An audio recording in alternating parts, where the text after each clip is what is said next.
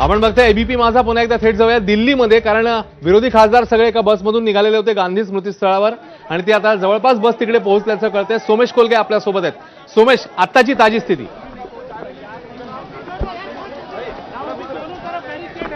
हे बघा, आपण अश्विन इथे पाहू शकतो, ही गांधी स्मृतीकडे बस पोहोचलेली आहे। ही पहिली बस आहे ज्या बसमध्ये राहुल गांधी बसलेत।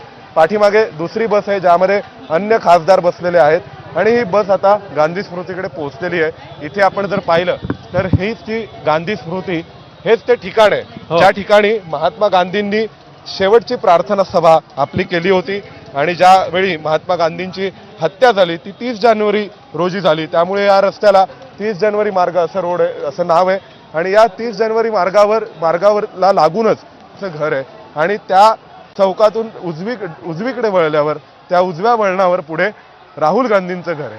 त्यामुळे राहुल गांधी हे सर्व खासदारांना घेऊन 2 बसमध्ये बसले आणि राहुल गांधी नेमकं कुठे जाणार हा प्रश्न सर्वांच्या मनामध्ये होता। काही जणांचं म्हणणं होतं की ते राजघाटावर जातील, पण राजघाटावरती जाण्याचा रस्ता हा या दिशेने नाहीये। राजघाटावर जाण्याचा रस्ता हा पुराणी दिल्ली म्हणजे जी जुनी दिल्ली आहे त्या दिशेने जातो।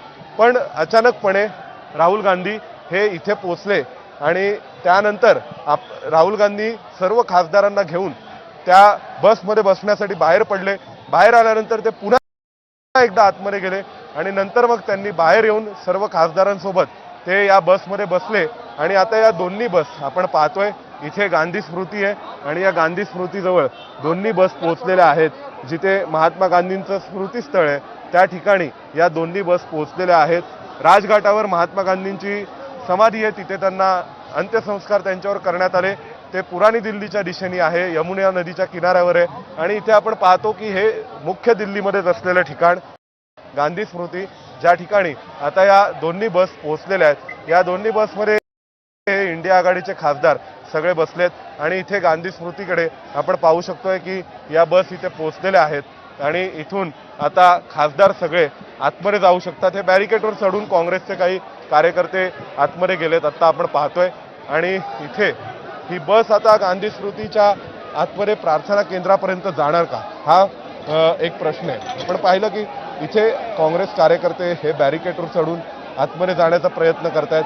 त्याशिवाय राहुल गांधी ज्या बसमध्ये बसलेले आहेत ती बस सध्या आतमध्ये जाण्याचा प्रयत्न करते। आता इथे बस या ठिकाणी जाऊ शकेल का हा देखील एक प्रश्न आहे, पण तरीसुद्धा आता पोलीस विचारतायत, आपण पाहतोय पोलीस विचारतायत की बसची रुंदी किती आहे। कारण जर आपण इथे पाहिलं तर या गांधी स्मृतीचा हा जो गेट आहे तो गेट काय फार रुंद नाही आहे आणि या गेटमधून त्या बसला आतमध्ये जायचं असेल तर बसची रुंदी किती असं पोलीस सध्या त्या बस चालकाला विचारतायत आणि याच बसमध्ये राहुल गांधी बसलेत आपण पाहतोय आणि राहुल गांधींच्या सोबत अन्य खासदार देखील आहेत। हे सगळेच जण, प्रियांका गांधी आहेत आणि हे सगळेच जण आता इथे पोहोचलेत। आता या इथे आपण पाहिलं तर हा बघा, हा गेट आहे, ही या गेटची रुंदी आहे जी आपण पाहतोय आणि या गेटमधून ही बस जाऊ शकेल का असा एक मूलभूत प्रश्न इथे निर्माण झालाय।